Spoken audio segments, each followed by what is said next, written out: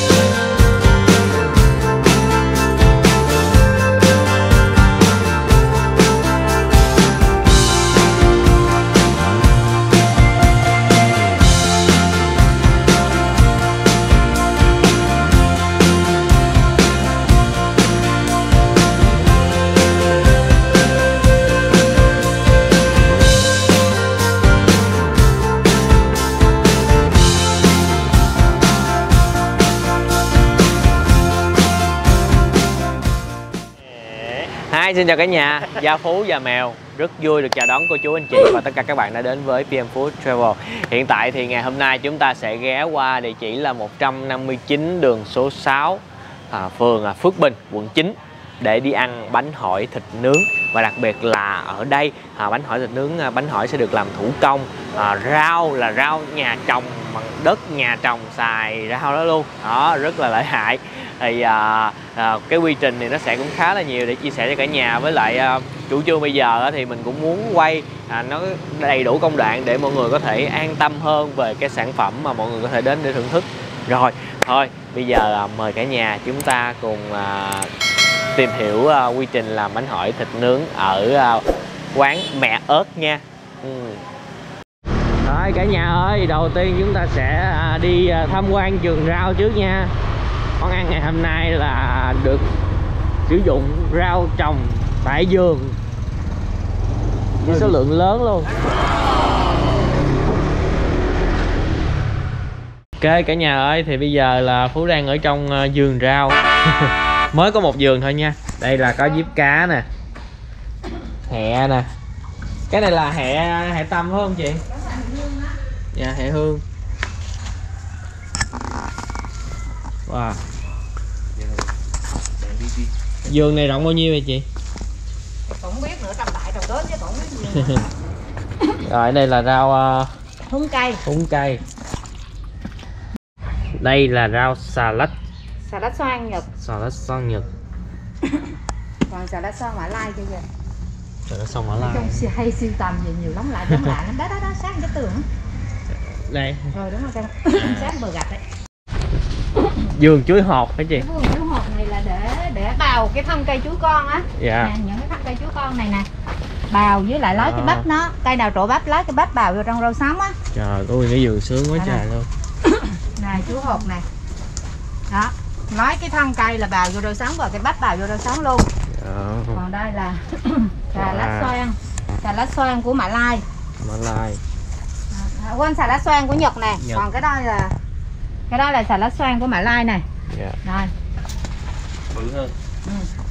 Nó giòn lắm, nó ngon. Nói chung cái đó độc quyền ở đây không ai có siêu tầm ở bên kia về đó. Là mình có bán trong cái kho phần bánh hỏi luôn. Có trong rau trong đó. Cái này là tên là xà lách xoan của Mã Lai. Dạ. Rồi. Nhiều lắm đây nè. Đây cũng nguyên cả máu nhân giống ra nè, chứ năm ngoái đâu đã có đâu. Máu nhân giống ra đã có xin về được có một bún nha. Đó. Đây của Nhật này đó. Dạ, mình có tất cả là 3 vườn. 3 vườn. Wow. Vườn đó là chuyên về chuối với xà lách xoan Mã Lai, xà lách xoan Nhật. Ồ, cái vườn này bự hơn cái vườn bên kia. Vườn đó là 600 m. 600 m. Đó là tí tô này. Vậy tổng cộng 3 giường là bao nhiêu mét vuông? Chắc cỡ khoảng ngày rưỡi. 1,5 mét vuông. Này đủ đủ hay gì? Cái đó hả, bắp nè, bắp. Cái đó rau quế này mà nó bị ngập nước á. Cái này chưa có. Còn bên đây rau quế nè. Mình đó tí tô mình nó tàn rồi, giờ gieo lại cái khác. Rồi đi qua vườn bên kia là cải với xà lách. Cái này rau gì? Rau lan. Rau lan.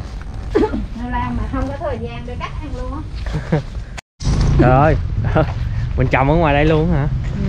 Là rí nè. Còn cái đây hị nè. Hị đó. Tại vì phải nhân giống ra chứ không đâu có đủ cung cấp. Dạ. Ôi trời. Thì ở trong đây nữa nè cả nhà ơi.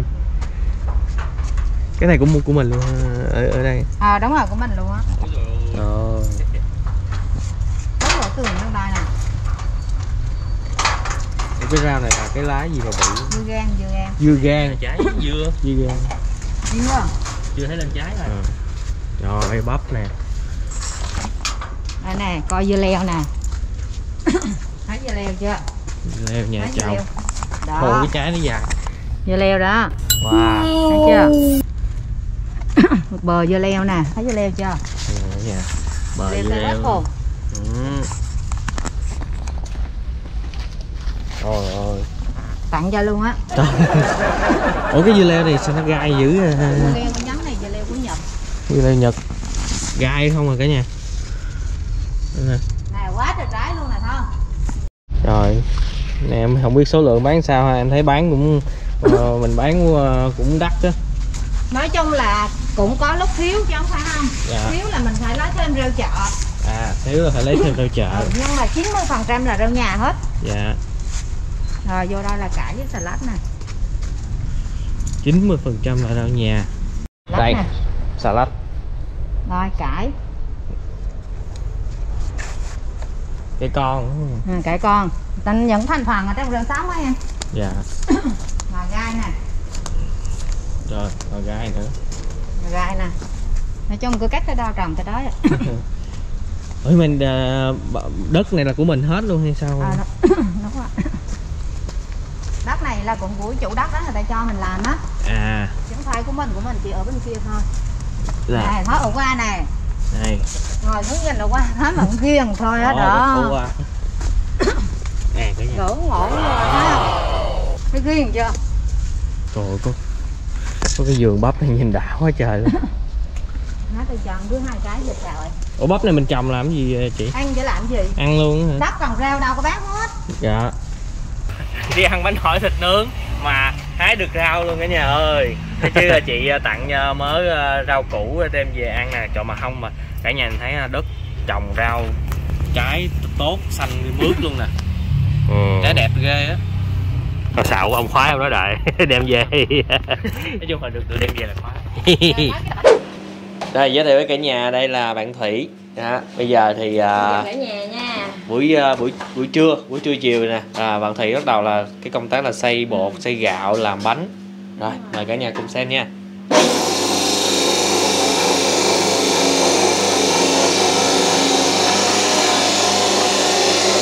Hơi ồn cả nhà thông cảm nha, cái máy nó kêu lớn. Cái gạo này là nãy giờ là mình do hay sao? Đúng rồi, do kỹ lắm rồi đó. Phải do khoảng mười mấy nước á, 20 nước á. Thì nó mới ra.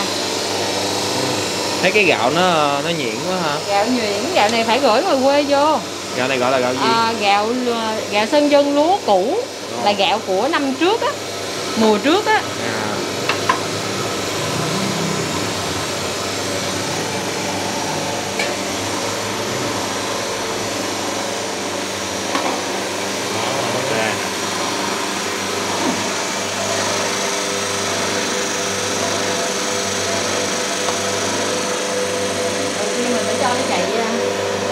Nước xíu sau đó hạ lại.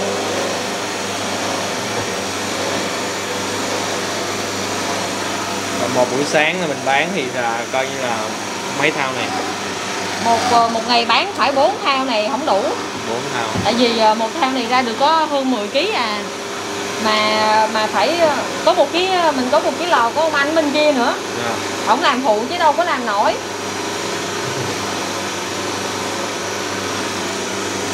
Gạo cũ năm trước. Đúng rồi, gạo phải thu hoạch xong là không có làm được rồi đó. Phải một năm sau. Bởi vì lúc đó thì cái gạo nó sẽ không còn độ dẻo nữa. Thì nó sẽ là gọi là nở và khô và xốp á, thì mình mới làm cái bánh này được.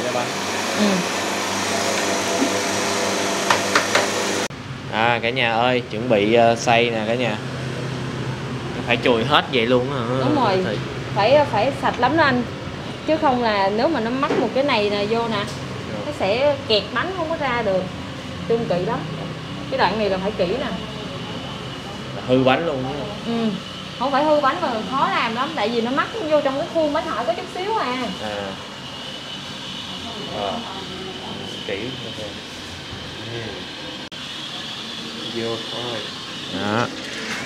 Thì trước khi đổ vô cái này là cái máy này là phải bật trước 15 phút đó cả nhà. Là bỏ nước vô cái ống này nè. Ở dưới là nó có nước là nóng. Để làm nóng cái máy. Giờ mình để bao lâu hay là bỏ vô là quay liền luôn không? Xong ập nắp lại. Ập nắp lại. Rồi. Đang quay đó. Đang quay đó. Không thấy gì được nữa đâu. Thấy được cái này quay. Ha, mở được. Tưởng không mở được. Mình quay trong bao lâu? Khoảng 10 phút, 10 đến 15. Là quay cho nó thành cái bột luôn. Rồi. Lấy ngon hả? Lấy mùi. Cái mùi bột á cả nhà. Không. Đó. Hay vậy. Nhìn nó giống bông lan quá ha. Ê, bánh bò chứ. Bò. Mới thử bột. Thử bột. Như thế nào mới là được? Thì nó chưa nó không có dính trên tay mình á. Mới được, giờ chưa được. Chưa được nữa hả? Chưa được. Đó, bột chín rồi nè cả nhà ơi. Nó thấy nó dẻo hơn. Tay vô nó sẽ không dính tay mình. Không dính. Hồi nãy là có trong lúc xay là có cho thêm nước nữa cả nhà. Đúng rồi, phải cho thêm nước. Ok luôn. Quay. Khi nào mình lấy ra thì mình cho nó quay nó lấy ra.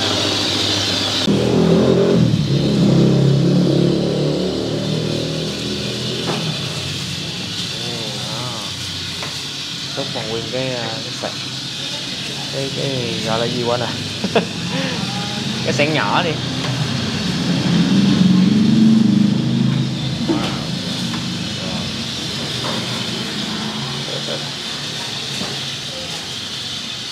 Bột hơn mới là bột.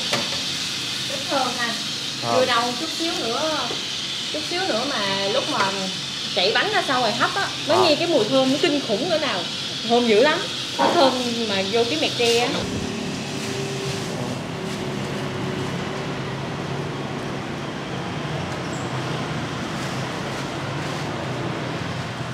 Rồi. Phải nhồi nữa hả? Phải nhồi trong lúc nó còn nóng á. Thì bánh nó mới ngon. Dưới đây bàn là đã lót một cái màng bọc thực phẩm rồi đó cả nhà, để nhồi. Mấy cái miếng này là phải lụm ra hết.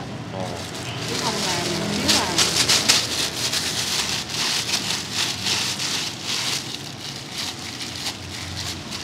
ngắt rồi. không. Đó, cái gì là một khuôn nè. Vậy là một khuôn. Vậy là mình làm được bao nhiêu thích? Cái này ra được nửa cái hơn nửa cái bánh. Hơn nửa cái bánh. Rồi. Bỏ vô. Kéo qua giữa. Ấn nút.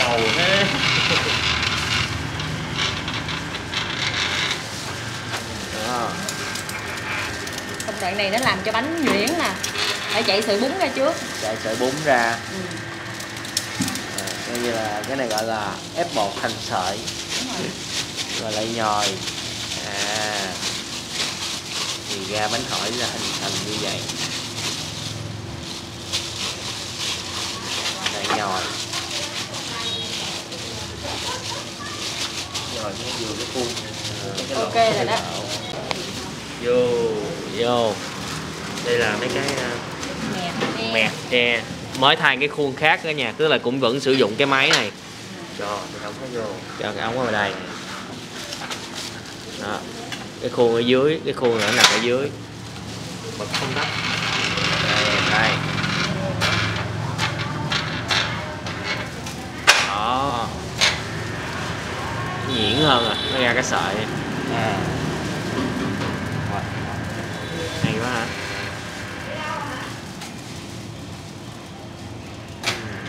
Này chứ Lắm luôn á. nóng. Mình phải xài tay hả?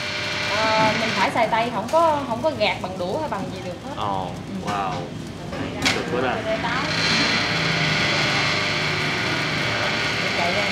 Đó là sao mình đang bỏ?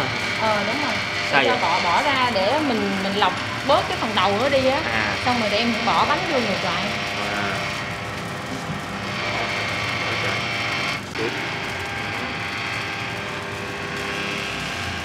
Ra coi như là ra sợi bún rồi giờ Thạnh này nó lại tách thêm cái sợi bún thành làm đôi làm ba nữa. Nè cả nhà, bây giờ là coi như cái cục bột là thả vô làm ra sợi bún trước. Này gì quen lắm nè. Quen. Đó. Nóng nha. Khói bốc còn bốc nè.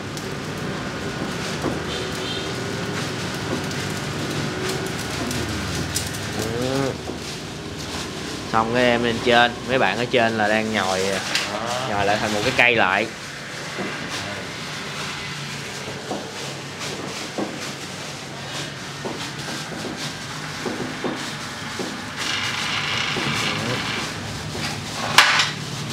Đây, giới thiệu với cả nhà, đây là cái khuôn làm bánh hỏi. Mọi người nhìn cái mặt này, mọi người thấy nhìn cái lỗ không? Đó, nhưng mà nhìn cái mặt sau là không thấy luôn. Tưởng hồi nãy Phú cũng nhìn làm Phú tưởng nó bằng phẳng á. Mình bỏ vô đây nè. Ở đây gắn vô. Coi như những cái lỗ đó là không có được dướng cái gì hết đúng không Thủy? Đúng rồi. Dướng là bánh nó bị rối. Rối liền. Dạ, bắp nó không có được mịn. Mời cả nhà xem chạy bánh hỏi.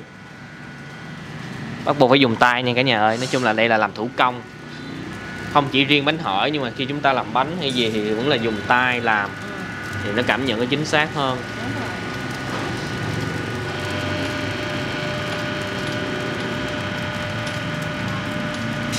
Cái này nếu mình dùng que trước giờ là coi như là sử dụng tay, không có ai dùng que. Không ai dùng que hết. Que bắt không được đâu. Tại vì cái cọng bánh nó cần phải được cắt nữa. Mà chiếc đũa thì nó dính vô chiếc đũa đâu có cắt được. Phải cái tay mình cắt thôi. Mà đeo bao tay thì cũng không được tại nó quá trơn. Cái này là Thủy trước học này mới qua lâu? Em học 3 ngày. Nhưng mà thật ra thì mình cũng phụ làm lâu lắm rồi. Tính ra cái nghề này thì chỉ có để ý làm thôi. Ok. Thì nhìn không đẹp khó lắm nhưng mà từ từ gì đó. Mình nhét cái đây hả? Bánh hỏi nó mịn lắm. Mịn cực kỳ. Nhìn hay quá. Mọi người có thể thấy ha, gạo nói chung là những cái món ăn từ gạo của Việt Nam mình nó làm rất là được nhiều món. Như bánh ướt là cũng từ bột gạo thôi nhưng mà lại trải ra lại thành một cái miếng. Bánh hỏi thì coi như là cái sợi nó nhỏ hơn. Nó cũng giống như bún nhưng mà cái cảm giác khi chỉ cần thay đổi một chút xíu thôi, mỗi một cái loại ăn nó lại cảm giác khác.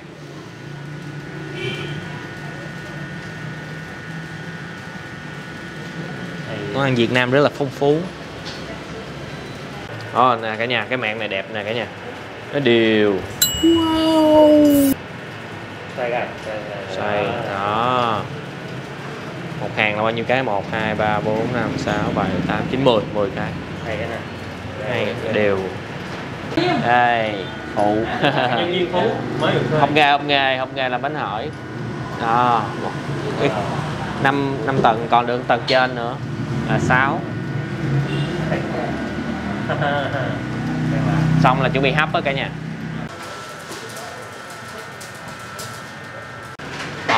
Nồi hấp này cả nhà ơi. Là bỏ nguyên cái này vô. Chơi một lần là một chỉ vậy luôn. Khoảng bao lâu bánh chín Thị? 10 phút. Ok. Rồi đây luôn. Rồi bánh chín. Đó. Đã. Bây giờ khói bụng mình hồi thơm. dùng theo đúng ngôn từ của Thủy nên nói là thơm khủng khiếp. Thơm kinh khủng. Thì mà em rất là ghiền cái mùi này. Rồi. Nên nó giống mùi bánh bò. Quạt cho thơm nữa chứ. Không, quạt cho Đỡ nóng. đỡ nóng. Tự quạt cho thơm chứ. Wow, khó như hút. Mở quạt luôn. Rồi tắt quạt. Đó, bánh xong là để ra cho nó khô, thổi cho nó nguội á cả nhà. Rồi mình bưng luôn. Đó. Nãy Thủy nói là nếu mà không thổi nó sẽ sao Thủy? Bánh nó sẽ bị gì Thủy? Thủy đang hấp rồi. Đây. Bây giờ Anh biết ồ, sao nó không? dính hết Nếu như mà có máy quạt, nếu mà không có máy quạt á, để không khí nó tự khô á, rồi. thì bánh nó khô không đều. À. Nó sẽ vẫn còn nóng, chỗ này nóng, chỗ này khô, thì cái chỗ khô nó sẽ bị quéo lại, bị cứng luôn. Còn cái chỗ này thì nó vẫn còn nóng, mình không có cất bánh được. Như bánh mà rời vô lạnh tay như vậy là mình cất được nè. Đó, rồi vô lạnh vậy xong rồi bây giờ gỡ ra. Giờ là gỡ ra, mình cất vô tủ mát hả hay sao? Không, gỡ ra để vậy luôn. Để vậy luôn. Chỉ trùm cái lưới này lại thôi.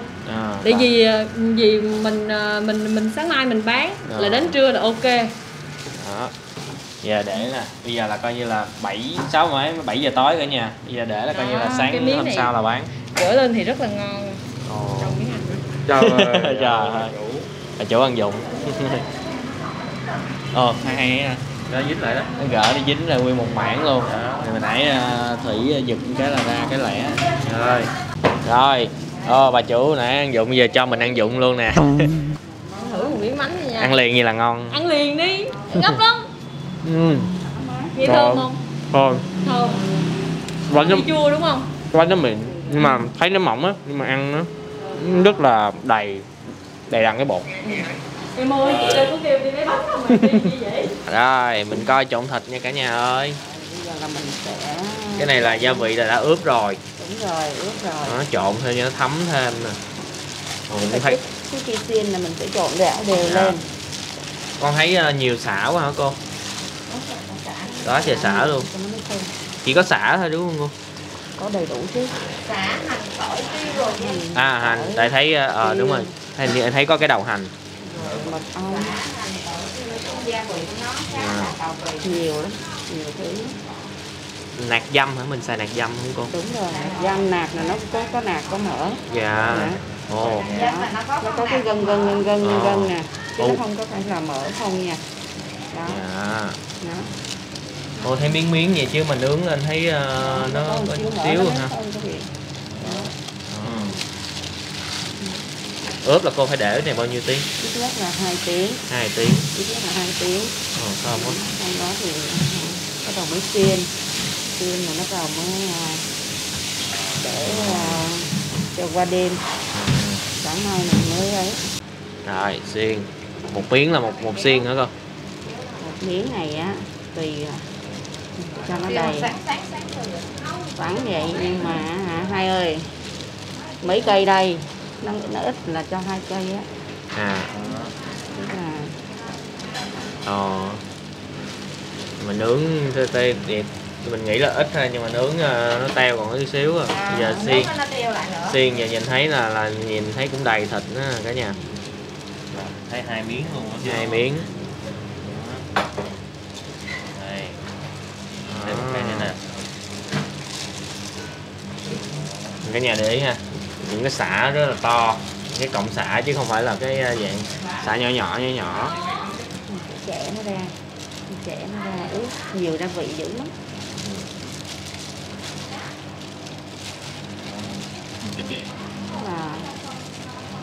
Cái này mình ướp theo kiểu Bình Định luôn không? Đúng rồi đó. Những cái đặc trưng của cái thịt này ngoài Bình Định là mình phải có cái gì là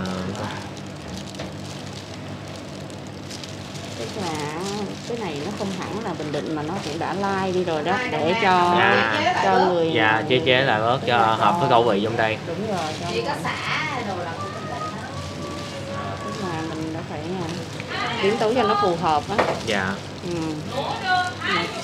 Mà cơ bản á thì bánh đồ này kia vẫn là chủ yếu là cái bột bánh. Với lại hè. Đúng rồi. Đó, thêm một cây nữa luôn. Đó.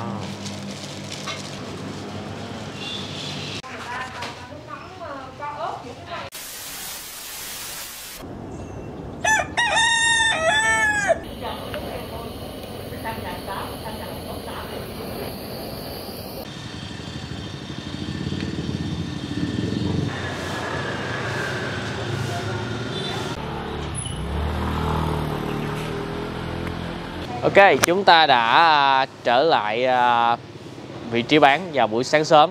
Thì mọi người nắm nhớ cái thông tin này nha. Hiện nay coi như là chỉ bán mang đi thôi và bán vào lúc 6 giờ sáng. Thì theo như thông tin mà chị đưa á, thì quán sẽ bán nếu mà những ngày đông mà đơn nhiều á, thì có thể là 9 giờ là hết rồi, chứ không phải là tới trưa đâu nha cả nhà. Cho nên nếu mà mọi người mà ai đã từng xem và là giờ là mình biết cái thông tin rồi, mình canh cái giờ mình đi. Rồi mình có cái giờ rồi, bây giờ tới cái giá. Đây, phần một người ăn là 35.000, bao gồm bánh hỏi, một xiên thịt, nem, thịt luộc và rau. Nhưng mà cái thịt luộc là bây giờ không có nha cả nhà. Tại vì hồi trước chị bán theo đúng là có thịt luộc, nhưng mà ở trong đây là không có chuộng thịt luộc, cho nên là chị không có còn thịt luộc nữa nha. Mình loại bỏ cái phần thịt luộc ra nha. Đó, và có bán cái combo mẹt 2-3 người, mẹt 3-4 người và 5-6 người. Ra bánh thêm 10.000, rau thêm 5.000. Số điện thoại đầy đủ. Số điện thoại. Rồi cả nhà ơi, đang đứng ngược chiều gió. Thì bây giờ là tụi mình đến rất là sớm để mà quay cái cảnh này, tại vì một lát hồi mà tới giờ bán là nó không thể nào mà quay được cho cả nhà đầy đủ hình. Bây giờ chúng ta có thể nhìn được, hình dung được rõ ràng hơn. Rồi cái bếp này Phú mới thấy á. Về đỡ mình lấy cái tay mình xay ha. Một lần nãy giờ Phú đếm rồi là một cái một dàn vậy là 20 cây.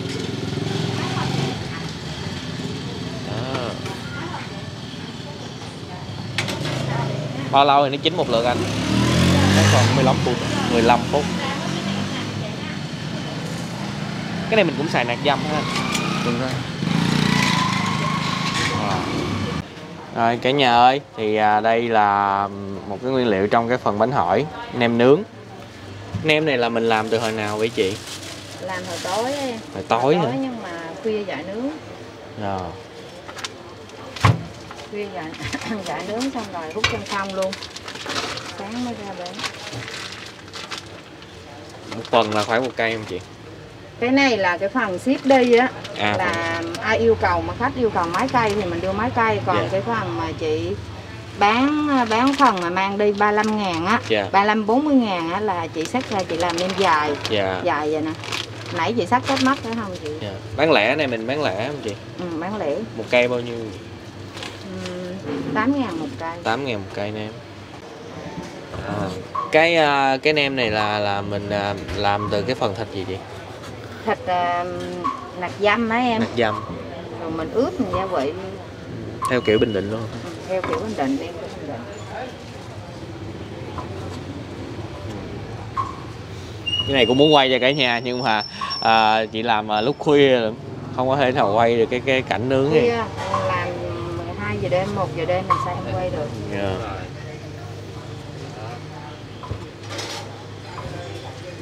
Đó cả nhà, sau khi làm bánh hỏi xong, bây giờ trước khi bán là chị gỡ từng cái lớp đó nè. Hay quá ha. Làm nó xếp lên thành một cái lớp, một cái dải ở trên đó rồi. Rồi gỡ rất là dễ. Nhưng mà bánh hỏi của mình là chỉ tiêu thụ trong ngày thôi. Chứ không có để như bánh hỏi chợ được. Mọi người thấy cái bánh hỏi này nó khác cái bánh hỏi mà chúng ta mua về ăn ha. Thường ở ngoài ăn thì là nó là một cái miếng bự. Là mình cái dài mình cắt ra. Cái đó người ta làm bằng máy. Dài, làm bằng máy, còn cái này làm bằng tay. Thủ công luôn. Với mình làm thủ công, với lại mình làm kiểu truyền thống á. Cho nên là chỉ sử dụng trong ngày thôi, để qua ngày là nó hư à. Này thì của nó là đặc trưng Hị Bình Định nha.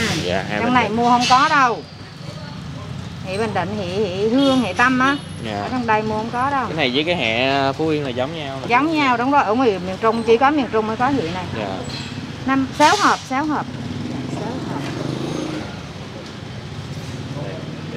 Để dài. Đưa tới hồi thấy như là ngày nào như cũng rất là nhiều đơn đặt hàng, như là một loạt luôn. Nhiều đơn đấy. Cái hẹ này nó sẽ không có hăng như cái hẹ trong Nam của mình đâu cả nhà. Cái gì này nó thơm, nó vô trong bánh hỏi á, nó hòa quyện lại, nó khác lắm, cái hương vị nó nói chung là nó rất là độc đáo. Ôi cái hẹ này nó giờ nhỏ nhỏ nhỏ nó thấm vô là nó với cái bánh hỏi. Lợi hại. Cái nhà xem nè, lúc sớm rau là nhà là tự trồng luôn. Ồ cái này là cái gì vậy cơ? Cháu ăn kèm với cháo thịt bằm kèm với bánh hỏi. À là bán là có thêm một phần tặng thêm. Cái cháo này chỉ với huyết thôi hả cô? Huyết với thịt xay với hầm xương ăn xương ấy em. Mọi người có thể nhìn thấy cái cháo và cái huyết á, cái cháo nó có cái màu sậm. Bây giờ con muốn một muỗng. Thì như chị chia sẻ là đúng á, là với cái này là bánh hỏi với lại cháo lòng. Nhưng mà vào đây á, thì chị thay đổi một chút xíu để cho phù hợp với người Nam mình, cho nem nướng với thịt nướng, nhưng mà cái cháo thì vẫn giữ. Người chủ nhật vẫn bán lòng, chủ nhật bán lòng. Dạ. Cứ một phần 35.000 là đều có phần cháo. Có phần cháo tặng hết. Ai có ăn thì ăn, ai không ăn thì thôi. Cái này có hạn thôi đúng không chị? Ai trước có thì được tặng thêm một cháo, tại vì đúng của nó là phải có cháo. Còn ai sale thì hết thì thôi. Ai sớm ở gần đây thì mình có được thêm cháo thưởng thức nha. Mà thường chắc là tới 8 giờ hết không chị? Nhâm bữa, có bữa 8 giờ, có bữa 9 giờ em. Dạ. Đó. Một hộp gì đang bán này là 35 hết luôn đúng không? 35.000 đúng rồi. 40 thì nhiều đồ ăn hơn. 40 thì chị thêm nem rồi lên.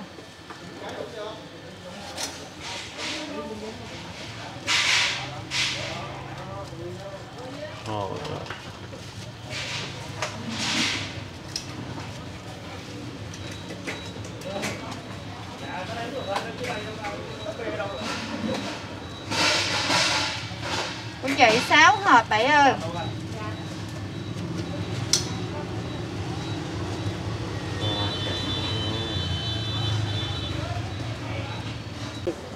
Trong người ta không biết ăn hành phi.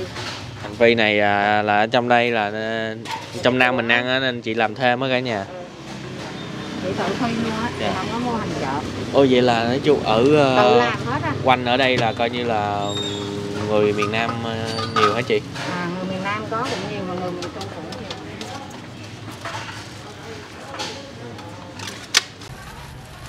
Người ta đặt trên một mẹt vậy nè, nó có đủ thứ á. Người ta yêu cầu gì là mình làm cái đó vậy đó.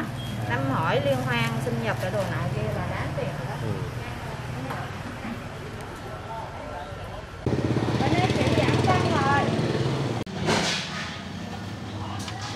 Ủa sao cái hộp này bự vậy chị? Cái hộp đó bánh ký á, em đi ship á. Đang có một cái đơn là 2 kg bánh, nửa ký rau, 16 nem, 30 xiên, với lại 4 mâm là cái gì? 4 mắm, 4 nước mắm. Cái này chị đang làm theo Bình Định, kiểu Bình Định đó hả? Người ta làm vậy, còn cái đó đơn người ta đặt nhiều gấp là chị phải test trước, chứ không là làm không kịp đấy em. Phải test trước cho một công đoạn cho nó đỡ.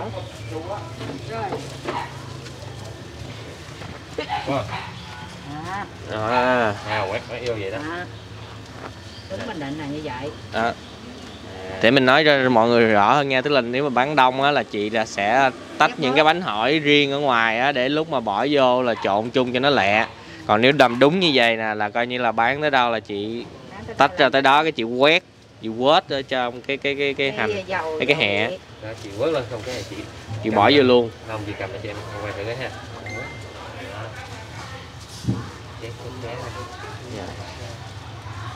Đây nè, đó rồi chị đưa lên cho mình. Đó. Đây rồi. Đó, cân giúp chị luôn. Cái này mình bán sao chị? Bán một combo tùy theo khách đặt.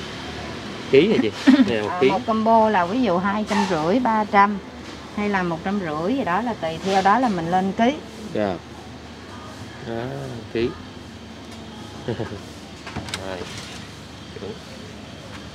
Đó, xanh mướt luôn. Mấy bạn sợ ăn hành này đừng có ngại về cái hẹ này nha. Cái hẹ này nó thơm lắm, không có bị hăng đâu. Cái hương vị của bánh hỏi này mà không có hiện này là nó không có ngon đâu. Mấy bạn sợ hành hẹ thì lại nhìn xanh lè cái là sợ, do thói quen rồi. Đó. Đó. 30 xiên đúng không chị? Combo. Cái đó là người ta đặt là 16 cây nem. 16 cây nem. À quên, 30 xiên là xiên thịt, 16 cây nem.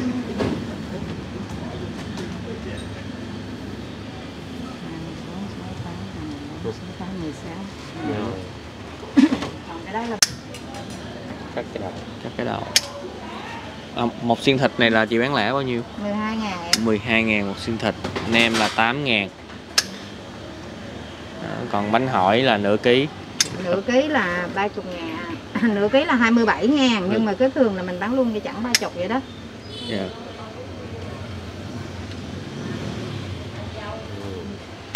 Nè cả nhà ơi, đó, đây là cái combo của chị đã bán đi. 2 combo. Ship đi, bánh hỏi Bình Định mẹ Út. Mẹ ớt, xin lỗi cả nhà. Đó. 16 nè, 30 xiên nè. Nay 16 nem, 30 xiên thịt. Ký 2 kg bánh hỏi. 2 kg bánh hỏi. Ok. Tổng là bao nhiêu tiền nhỉ? Tổng bao nhiêu tiền? Tổng bao nhiêu tiền Nhật? 1320 là 1320 là cả cái phần đây nữa hả? À, 2 phần luôn. 1.320. 1.300.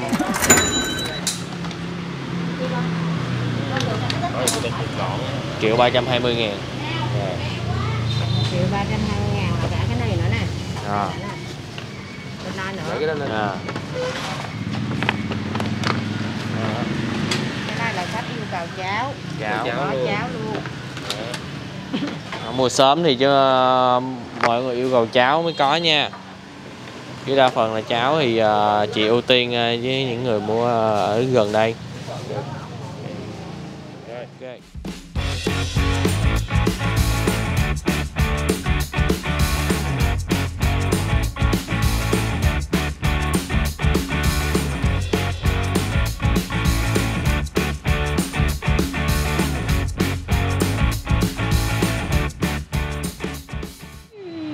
Ok, Gia Phú, Gia Mèo xin mời cả nhà, cô chú, anh chị và tất cả các bạn chúng ta cùng thưởng thức bánh hỏi thịt nướng Bình Định.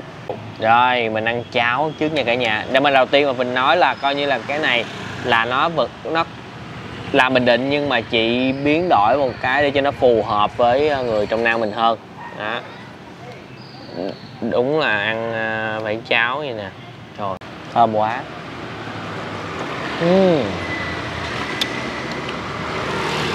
Cháo ngậy và cái tủy cái huyết đó cả nhà. Đậm đà rồi. Cái thịt bằm trong đây nữa. Cái cháo nấu lẳng loãng ăn ngậy uống vô. Ủa là húp một muỗng cháo nó ấm bụng liền. Bây giờ mình qua cái món này nha. Mình nếm nước mắm nha. Ồ, mắm chua ngọt. Mắm chua ngọt thì kiểu là ăn nghiêu quá cả nhà. Đó. Giờ ăn sao ta? Chấm đi. Không, mình phải ăn không cái bánh hỏi thủ công này trước. Mùi dầu, mùi của cái hẹ nè, thơm, thoang thoảng.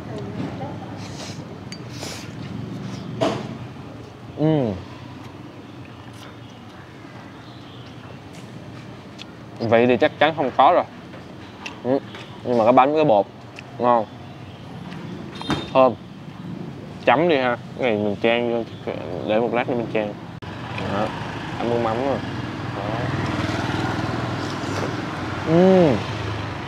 Vô rồi, dính rồi. Vô. Cái bột bánh đó cả nhà, mọi người thấy như vậy nhưng mà khi mình ăn vô mình cảm nhận được nó dày lắm. Tuy là những cái sợi gì nó mỏng nhưng mà ăn vô nó rất là đầy đặn. Đó.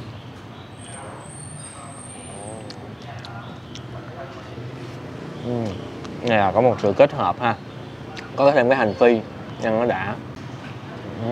Nem nha cả nhà.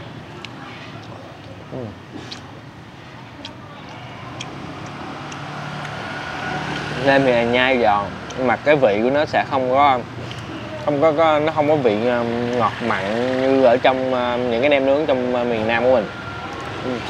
Cái vị nó dịu dịu, nói chung là phải ăn với nước mắm á.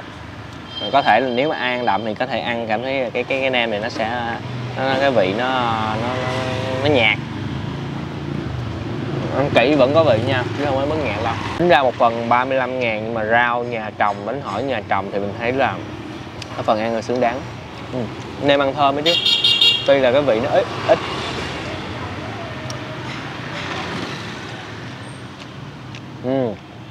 Thịt đậm đà rồi, ướt, nó không có bị khô. Cái này nhất là cái miếng đầu nãy Phú ăn á, cái miếng mỡ á, nó béo vậy luôn. Rồi bây giờ Phú cứng quá, cứng đó. Phú nha, chan nước mắm vô luôn nha, trộn lên như ăn bánh ướt luôn nha. Ok chưa? Ok bạn ơi. Rưới nha. Nói chung là ăn khá giống bánh nước cả nhà. Tại vì cái nem này mình miêu tả rõ ràng như là ăn nó sẽ giống chả, giống chả chiên đó.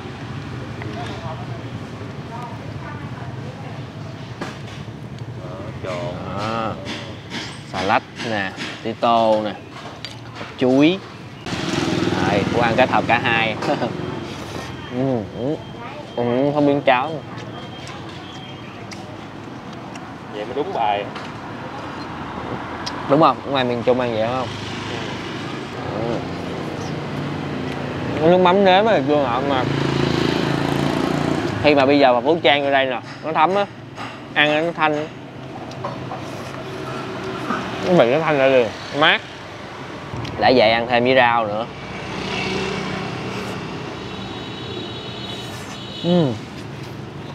Rồi chốt hạ miếng cuối nha cả nhà. Đó, Mày ăn tới 2 dĩa luôn, thằng khỏe hết.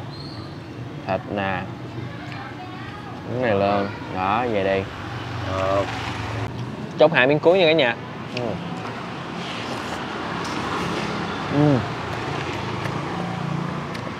Là chỉ cho rau ăn chung á, nhiều là cậu 1000 mét vuông. Rồi. Ngon thì dứt. Ok, ngày hôm nay đã gửi đến cho các bạn ở quận 9 một địa điểm ở quận 9 để mọi người có thể thưởng thức rồi ha. Bánh hỏi thịt nướng Bình Định mẹ ớt. Cái tên rất là dễ thương luôn. Rồi thì nói chung là vị ở đây là theo kiểu mà nói chung miền nói là miền Trung nhưng mà đã được mix nhẹ theo kiểu miền Nam, rất là dễ ăn luôn. Nước mắm ăn với bánh hỏi ăn khi mà chan chung với nhau ăn rất là thanh, và nước mắm cũng không có mặn hay là quá ngọt nữa. Rồi thịt thì đã ướp đậm đà, không có bị khô. Chỉ có cái nem thì như nãy mình miêu tả thì ăn nó có thể là sẽ hơi nhạt thôi. Rồi ai đã từng ăn bánh hỏi thịt nướng ở đây để bình luận phía dưới nha. Cảm ơn cả nhà đã dành thời gian xem clip từ nãy đến giờ. Đừng quên một món ăn ngon sẽ ngon hơn nếu chúng ta thưởng thức cùng người thân, bạn bè và chia sẻ nó với tất cả mọi người. Xin chào và hẹn gặp lại cả nhà ở những clip hấp dẫn kế tiếp.